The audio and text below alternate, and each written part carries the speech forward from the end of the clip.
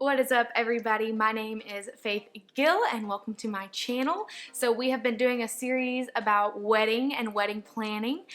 So I just got married recently, November 16th, 2019. So it's been about 5 months ago.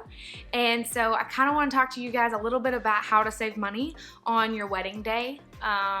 There's this like hard balance between this is the only wedding day you're gonna have, you know, this is only one day in your life, so enjoy it, and also you don't want to bring that debt and things into your marriage. You don't want to spend all of your life savings on a wedding day because you have the rest of your life with this person to spend money. So I kind of want to talk to you guys about that just a little bit because it's a really hard balance.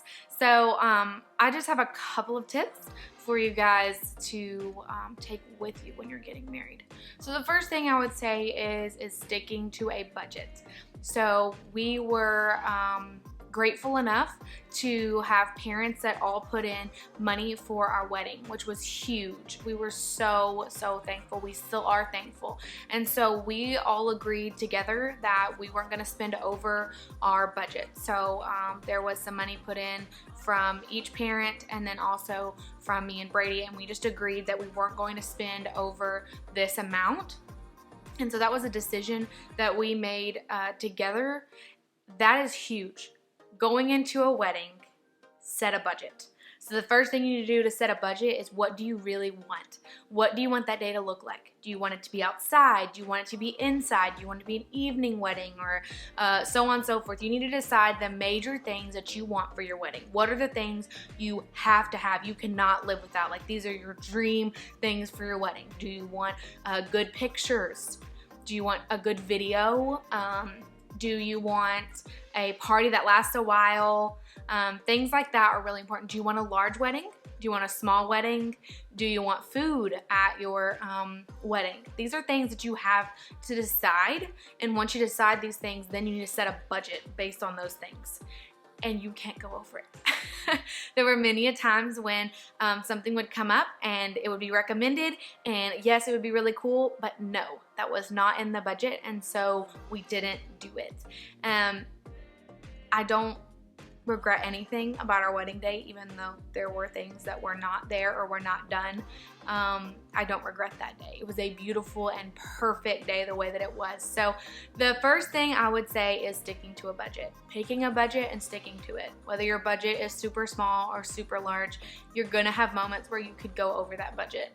The second thing I would say is, after a budget, the second thing is the venue. Choosing a venue that is affordable is so hard because you have to have a place to get married, and nowhere is cheap.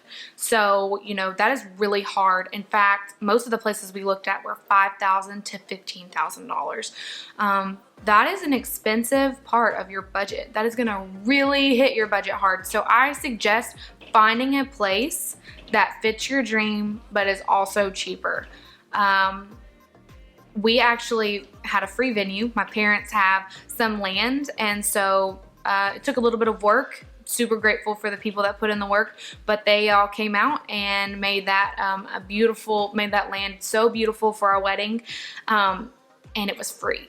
I totally recommend you finding a place that's cheaper or free. Ask your church. I know our church rents out the facility for way cheaper than what you would rent out for at a normal regular place that does weddings. So I highly recommend that, finding some land maybe that a friend has or something and doing the wedding there, and paying a lot less. It will help your budget significantly if you find a place that you can really afford. The third thing I suggest is not serving alcohol. Me and Brady don't drink, so it's a very easy decision for us not to serve alcohol, but I just highly recommend you not serve alcohol. It saves a ton of money.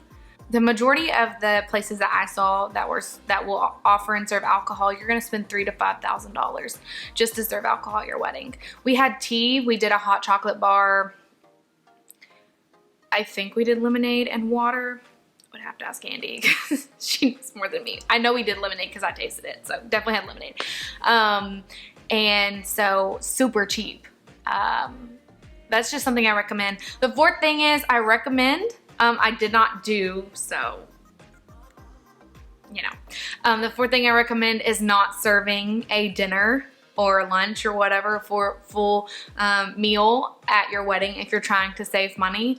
Brady and I did. That was the one thing that I really wanted, was a full dinner with like a beautiful long tables that people sat at and ate, which is exactly what we had, and it was so beautiful. It was so gorgeous. I can't even express to you how beautiful it was.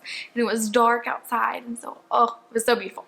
But I do suggest you not serving food, a full food, if you're trying to save money. I think we end up spending about $1,000 on the food. That's definitely a cheap price because Andy and Ashley did it and we didn't have to cater, but I definitely don't suggest it if you are trying to save money and you're on a budget, because it's not that cheap. The next thing I'm gonna say is, when it comes to your dress and your shoes and all those things, remember that staying on a budget is important.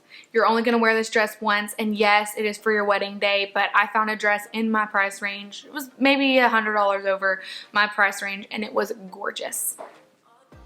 The dress was gorgeous. It was perfect. It had pockets, so it was easy, it was simple, it was elegant, and exactly what I wanted. Just remember that because you don't find something at the first place or even the second place doesn't mean you don't need to keep looking. Keep looking, keep looking. You have time. Keep looking, keep looking. Because if you go over your budget, there were dresses that were easily $5,000 to $7,000 to $10,000 to $15,000, and I'm just gonna be honest with you, you wear them once and you're not gonna get any more wear out of them. So stick with the budget that you put in place for your dress and don't cave on that, no matter how stressed you get about your dress. The next thing I would say is, we did like a wedding cake, but we also did like pies and things, and my family and friends made those pies mostly, and so we saved a ton of money just on having extra things for dessert that my family made. I suggest finding people in your life that can help you make some things and donate some things. It was way better food because it was homemade anyway, so I just highly suggest finding some people that can work with you on your food and being creative in your food options, because there are a ton of family members that will be willing probably to help with that, or even friends. The next and probably last thing I would say is photography and video. Those are huge things that we really, as people getting married, get super worried about. It is not cheap to find anyone that does photography for a wedding or does videography for a wedding, but I'm going to make a suggestion.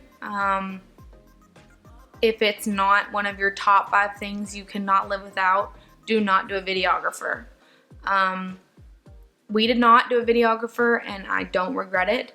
I probably would have watched the video a couple times, obviously put it out on Facebook for people to see and things, but to be honest with you, I just don't think that we would have used it enough.